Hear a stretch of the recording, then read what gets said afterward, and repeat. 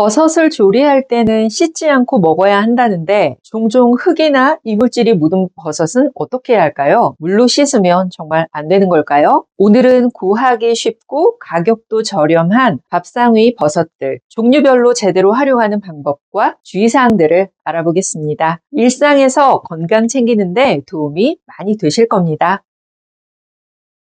팽이버섯은 조리를 하면 금방 익기 때문에 고유의 맛과 식감을 유지하려면 가장 마지막에 넣어야 합니다. 찌개나 볶음 요리하실 때 마지막에 넣는다는 것만 기억해 두시면 됩니다. 하지만 팽이버섯 먹을 때 이것 하나는 주의하시기 바랍니다. 팽이버섯은 보통 한 다발씩 비닐에 포장된 채로 판매되잖아요. 음식 영상을 보면 손질할 때 흙이 떨어지니까 봉지째 칼이나 가위로 밑동을 잘라내는 모습을 자주 보게 됩니다. 이게 편해 보이기는 하는데 실은 미세 플라스틱을 많이 만들어내기 때문에 좋지 않습니다. 손으로 봉지를 뜯어서 손질하는 게 미세 플라스틱으로부터 안전하게 먹는 방법이라고 하니까 이 점은 기억하시기 바랍니다. 새송이 버섯은 물로 씻지 않고 행주등으로 닦아서 조리하면 좋습니다. 물로 씻으면 맛은 물론 향도 날아가기 때문에 마른 행주로 닦아내는 정도가 좋습니다. 두껍게 썰어서 스테이크처럼 구우면 고기 같은 질감을 느낄 수 있어서 다이어트 중이거나 채식을 선호하는 분들에게 좋은 대안이 될 수 있습니다. 약간의 기름이나 버터를 사용해서 조리하게 되면 수분이 날아가서 고기처럼 쫄깃한 식감의 요리 가능합니다. 하지만 새송이 버섯은 다른 버섯에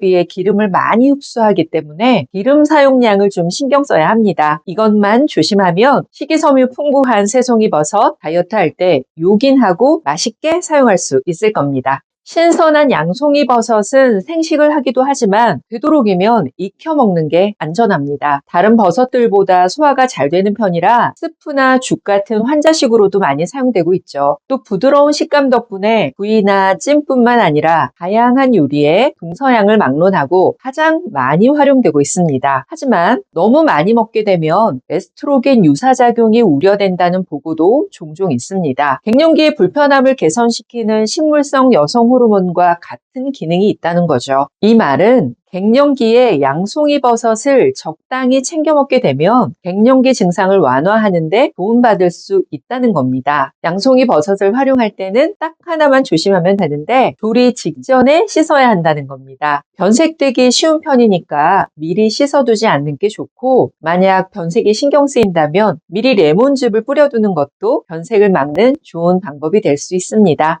살짝 데쳐서 샐러드로도 먹고 전이나 찌개 같은 각종 요리에 사용되는 느타리 버섯과 만가닥 버섯은 기본적으로 섬유질이 풍부합니다. 그래서 평소에 가스가 잘 차거나 소화력이 약하다면 너무 많이 먹는 건 좋지 않습니다. 버섯은 식이섬유가 풍부하고 장에서는 유산균의 먹인 프리바이오틱스 역할을 하니까 장 건강이나 면역력을 위해 좋은 건 맞지만 소화기가 너무 약하고 장이 예민한 사람이 너무 많은 식이섬유를 먹게 되면 오히려 복통이 생기고 설사를 할 수 있습니다. 이런 경우에는 조금씩 먹으면서 적응해 가는 게 가장 좋은 방법입니다. 느타리나 망가닥 버섯을 손질할 때는 한 가지만 기억해 두시면 됩니다. 물에 너무 오래 담궈두면 영양소 손실이나 향과 맛이 떨어지니까 짧게 세척하고 활용한다는 것, 이것만 신경 쓰신다면 어떤 요리든 이용하기 편하실 겁니다. 감칠맛을 내는 글루탐산이 풍부해서 육수용으로도 좋고 쫄깃한 식감이 고기와 비슷해서 구이나 전으로도 많이 활용되고 있습니다. 하지만 표고버섯을 조리할 때는 두 가지를 기억하셔야 합니다. 말린 표고버섯을 사용할 때는 충분히 불린 후 잘 익혀서 먹어야 한다는 겁니다. 생표고버섯의 경우에도 충분히 익히지 않은 상태로 먹게 되면 표고 피부염이라는 피부 발진이 생길 수 있습니다. 전시간 영상에서 표고버섯에는